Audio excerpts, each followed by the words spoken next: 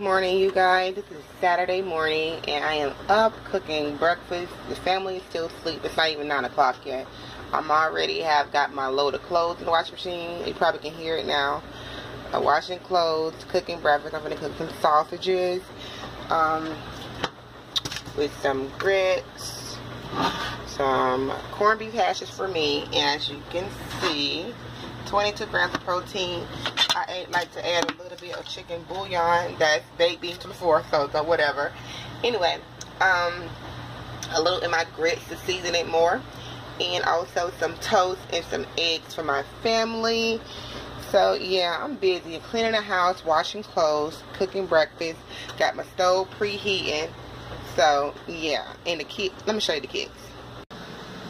The kids fell asleep on the couch last night watching TV. Miss Trinity and Mr. Destin. Harmony is in her bed. I am back, so now I got my grits fixing to cook. I don't know how much to put in there. I just always add my food, and that's how I was raised. So, and I added it. I washed it. That's why it looks so clear and clean. I washed my grits. I wash them until the water turns clear, which means I put the grits inside the pot.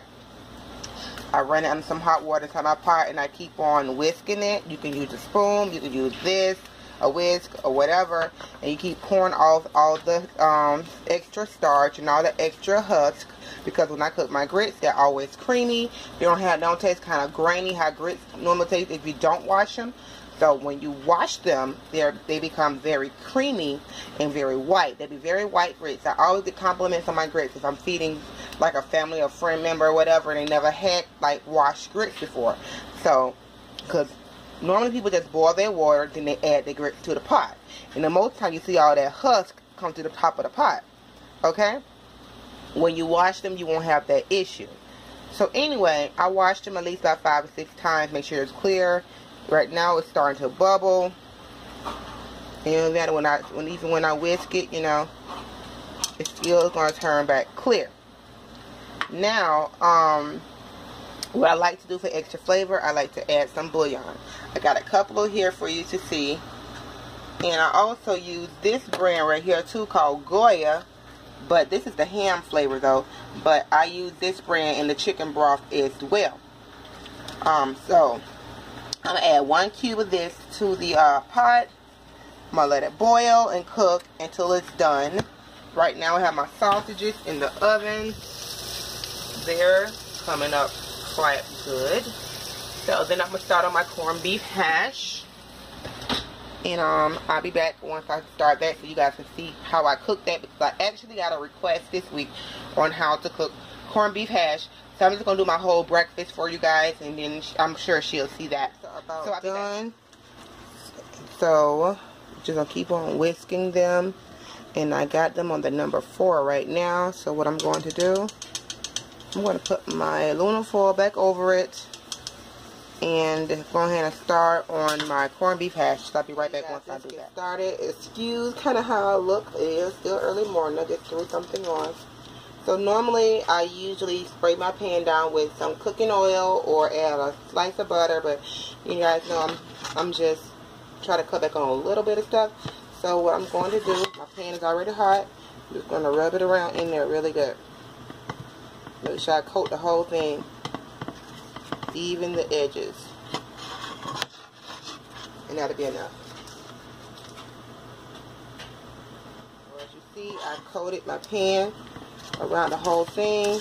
That's all. You can spray it with some cooking spray or whatever, to each its own. And get your can opener, open your corned beef hash.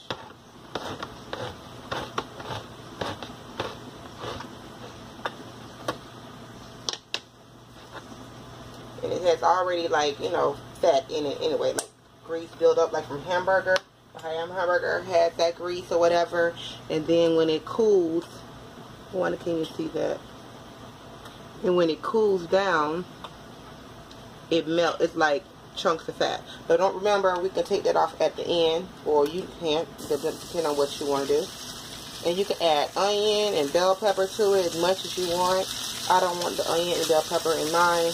We're going to add some of this, a little bit of it. And of course, I can't even eat all this, but I'm having, just in case my kids want to taste it and have some, it'll be in the pan. And I am the Ziploc bag queen. Did you hear me? So, once I'm finished with this, I will scrape the rest of it out into a small little Ziploc bag and then store it in the refrigerator. So now we're going to just push it down. It's going to melt down anyway because all of the extra fat that's in it. But like you say in your nutrition classes, if you took them, all fat isn't bad fat. So I had a little accent. I know about the accent. A lot of people don't like it because it says MSG and all this stuff. Some salt. Some scientists even say it causes cancer. Some pepper.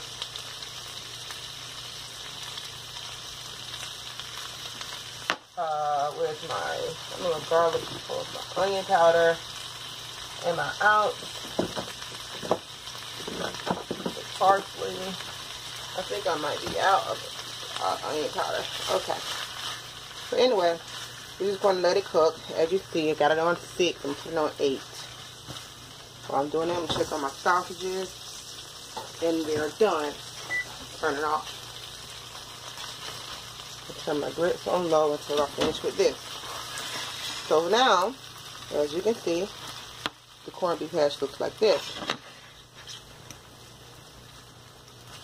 Now, if the pan was sizzling hot, when you put it in, you would have a nice. If you would like to, you could have a nice golden crust on it.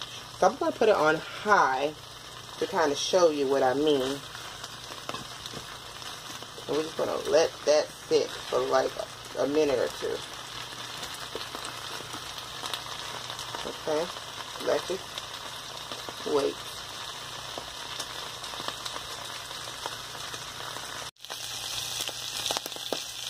It's going to start popping, so let's turn it down. I had it on high, so don't get a good scald on it.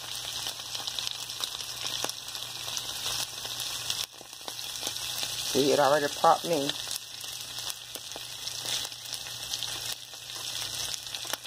It probably won't do it because I greased my whole entire pan. But anyway, then you add it over your grits. Oh, it was already starting to caramelize. As you can see it right there on that one. Right there. Those brown bits. The bottom of it will get like that. So if you keep it on your skillet long enough, then when you get ready to eat it, serve it, get to a spatula, and scoop it, and then flip it on top of your grits. Or you can just do it however you want to. So right now, that's what it's doing. And let's go ahead and check on our grits. Let's see have they thickening up yet. I'm sure they have some.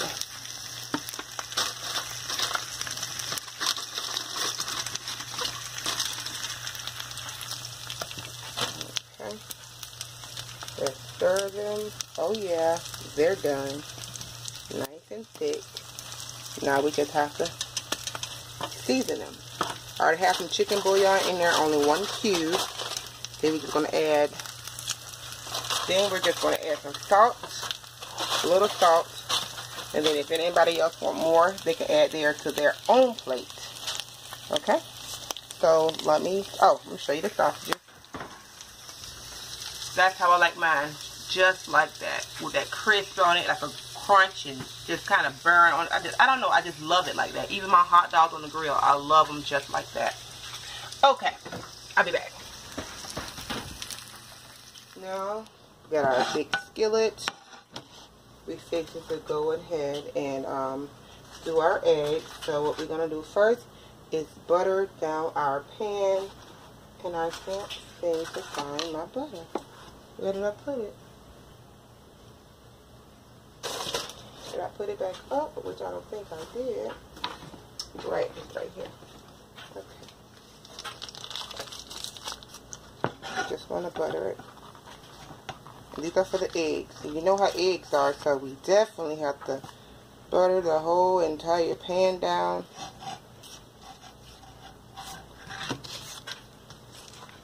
Usually, you know, I'll try to whisk it in the bowl and all that whatnot.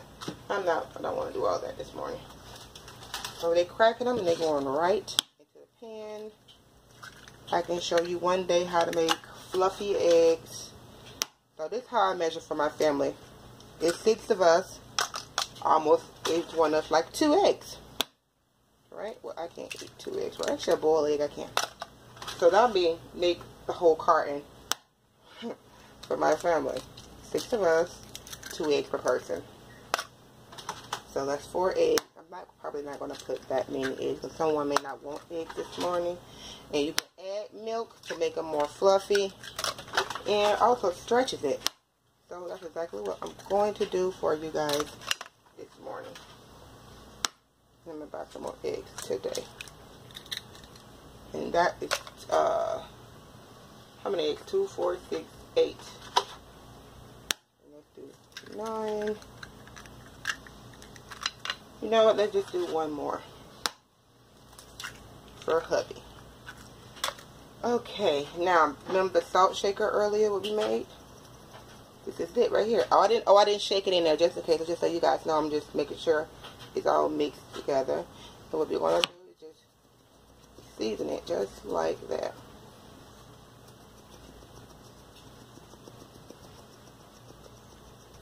And it's barely coming out, so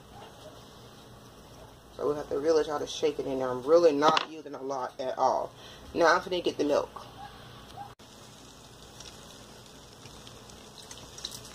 Oh, I'm making a mess. Just a little. Just for a little fluff. And now I'm just going to whisk it all in there together. Break each yolk.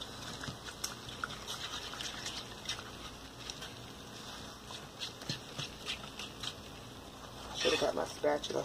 I can show y'all how I do my folded eggs, but that'll be for another video.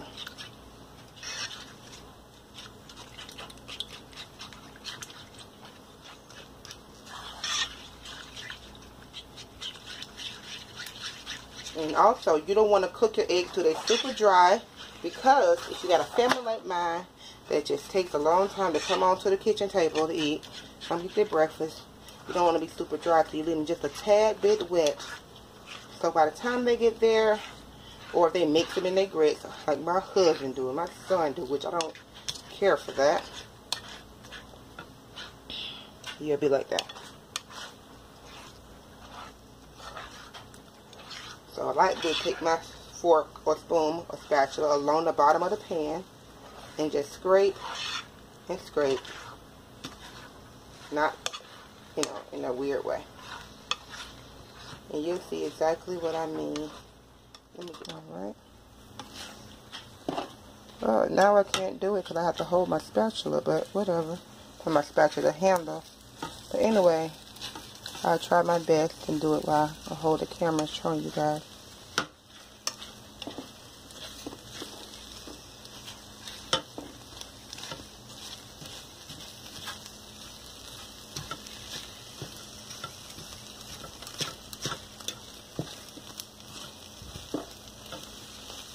And turn them off.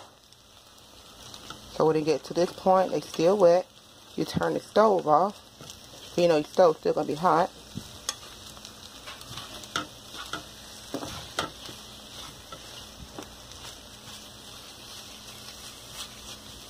See, I don't like to get those brown spots. If I was holding my handle, I wouldn't have got that. When I see that, I feel they're overcooked. You don't want dry, overcooked eggs. Nice and fluffy. See? Nice and fluffy and wet.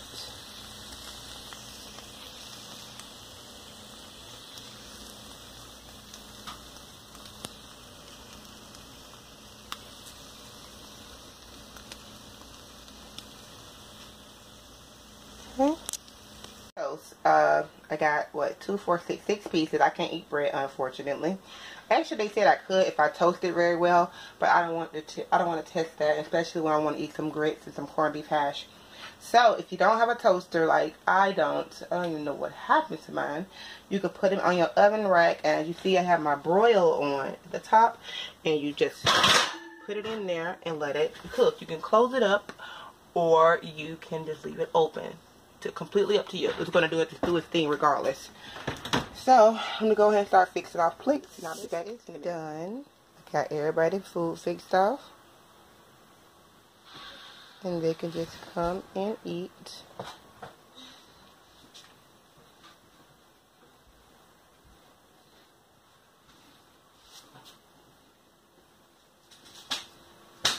So we're going to say grace before I leave.